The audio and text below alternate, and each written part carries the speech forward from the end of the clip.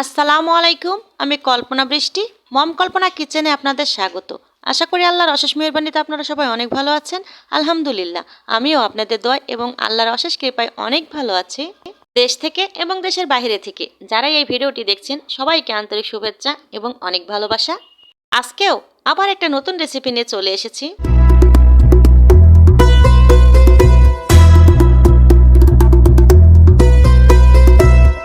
তো চলুন আজকে রেসিপিটা কি একবার জেনে নিই। হ্যাঁ বন্ধুরা, আজকে রেসিপিটা হচ্ছে পারফেক্ট চাউলের আটার রুটি।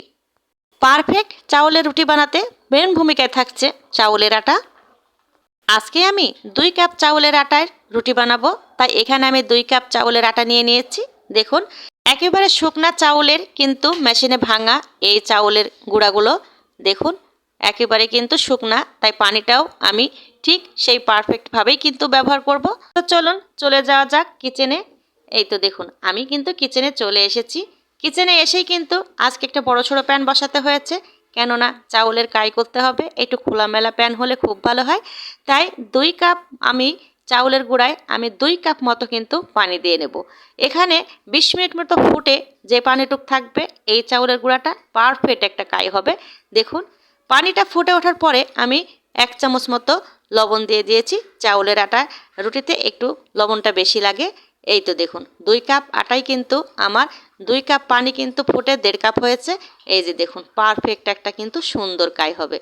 আর কাইটা যে পারফেক্ট হয়েছে বুঝবেন কেমন করে, এই যে দেখুন আমি আপনাদেরকে হাতে নিয়ে একটু দেখানোর চেষ্টা করব যে কাইটা কেন পারফেক্ট হয়েছে, কিভাবে পারফেক্ট হয়েছে। এই যে দেখুন হাতের ভিতরে নিয়ে যখন একবার চাপ দেবেন এটা মানে গুটি পেকে যাবে। আর দেখুন একেবারে সুন্দর হাতের সাথে লাগবে না, সেটাই হচ্ছে পারফেক্ট চাউলের আটার কাই। দেখুন এই যে এবার চুলাটা বন্ধ করে আমি 5 মিনিট মতো সুন্দর করে ঢেকে রাখবো, তাহলে কাইটা আরও পারফেক্ট হয়ে কিন্তু সেদ্ধ হয়ে যাবে। এই যে দেখুন আমি নিয়ে কিন্তু চলে এসেছি। এই যে দেখুন কত সুন্দর একেবারে পারফেক্ট একটা কাই হয়েছে। আবার আমি আপনাদেরকে একটু মুঠো পাকিয়ে দেখিয়ে দিচ্ছি। এই যে দেখুন অসাধারণ কিন্তু পারফেক্ট একটা চাউলের গুঁড়ার কাই কিন্তু তৈরি হয়ে গিয়েছে। এই যে দেখুন শুকনা হলেও খুবই ভালো হয়, চাউলের রুটিটা কিন্তু খুব সুন্দর ফুলবে। এই যে দেখুন এবার আমি ভালোভাবে এই যে আটাটারে সুন্দর করে কিন্তু আমি মথে নেব। এই যে দেখুন খুব নরম করে একেবারে তুলতুলে করে কিন্তু সুন্দর করে মেখে নিতে হবে, তবে কিন্তু রুটিটা খুব সুন্দর হবে। এই যে দেখুন আমি অসাধারণ করে কিন্তু ভালোভাবে কিন্তু মথে নিয়ে এসেছি। এসে এই যে নরম তুলতুলে করে আমি নিয়ে এসেছি। এবার আমি রুটিটা বানিয়ে নেব। দেখুন আমার রুটিটা কেমন হয়। রুটিটা যদি চারিপাশ না ফাটে তাহলে বুঝবেন আসলেই পারফেক্ট একটা চাউলের কাই হয়েছে। এই যে দেখুন এখান থেকে বোঝা যাচ্ছে কত সুন্দর পারফেক্ট একটা কাই হয়েছে। এই যে এবার আমি রুটিটা বানিয়ে নেব সুন্দর করে। যাদের রুটি গোল হয় না তারা একটু চেষ্টা করলেই কিন্তু গোল হয়ে যাবে, একদিনে কিন্তু সব কিছু পারফেক্ট হয় না।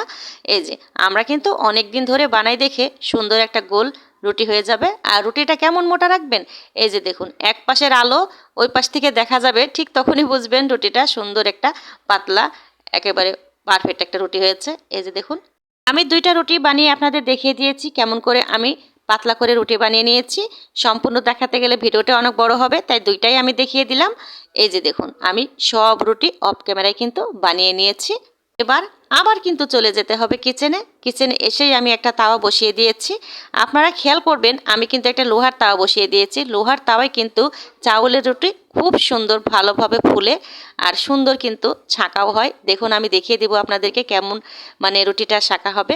দেখুন এই যে অনেকজন আছে একটা রুটি 4-5 বার উল্টিয়ে পাল্টিয়ে কিন্তু রুটিটা ভাজে, আর আমি কিন্তু 3টা উল্টানিতেই এই রুটিটা আমি শেষ করব। দেখুন প্রথমে একবার দিয়ে দিয়েছি, তারপর একবার উল্টিয়ে দিয়েছি। এই যে এবার হচ্ছে লাস্ট।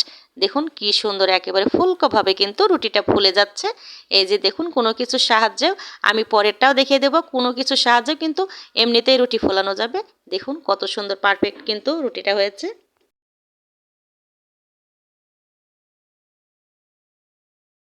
প্রথম রুটিটা আমি এই যে সুন্দর করে কিন্তু ভেজে নিয়েছি, এপাশ ওপাশ উল্টিয়ে। দেখুন এই যে দেখুন এবার আমার একটা রুটি হয়ে গিয়েছে। আমি আরও একটা রুটি আপনাদেরকে সেঁকে দেখিয়ে দেবো।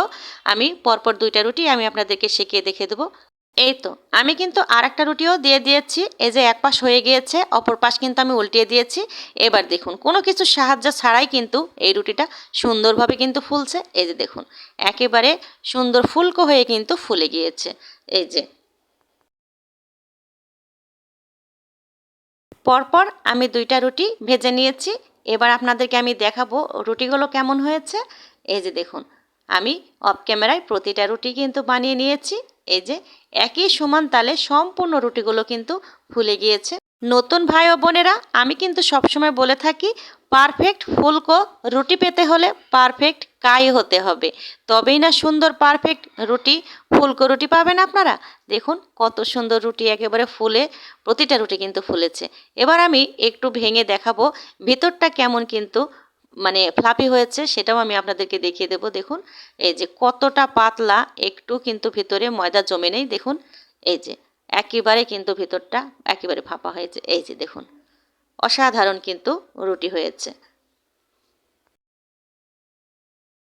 এত সুন্দর ফুলকো রুটি বানালাম, আর একটু খেয়ে দেখবো না তাই কি হয়?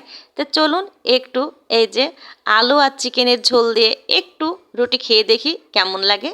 রুটি খেতে খেতেই আপনাদের কাছ থেকে আমি বিদায় নিয়ে নেব। আবার দেখা হবে নতুন কোনো রেসিপি নিয়ে।